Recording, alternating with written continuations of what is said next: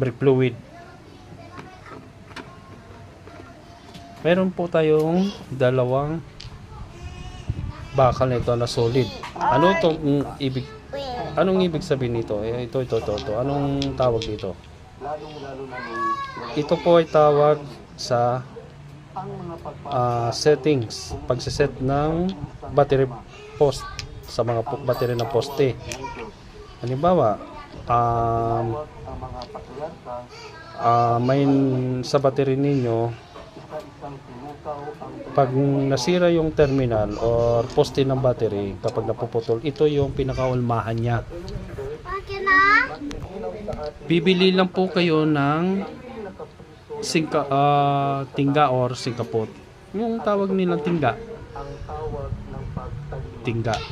Tutunawin muna, tapos ipapasok dito.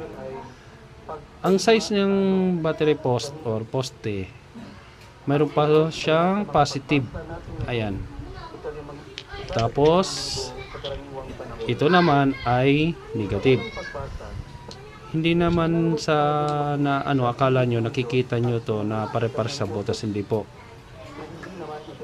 Ang butas nito ng positive ay malaki. Tapos yung negative maliit lang. Kaya kapag gagamit kayo ng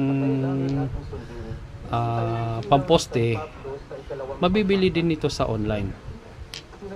Yan. Kaya akala nyo siguro itong nito ay bakal lang, ordinary lang bakal, o nakikita sa sa video ay ordinary bakal lang to.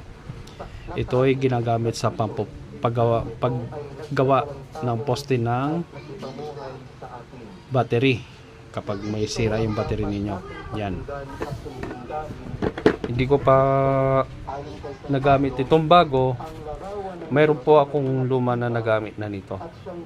Na nasubok ko na yun.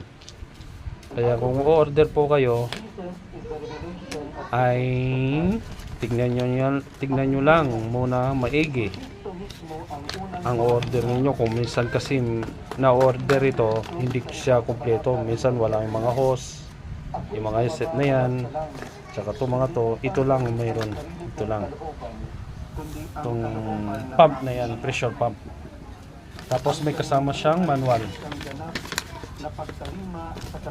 May manual. Ha? Sige guys, kung gusto nyo makita itong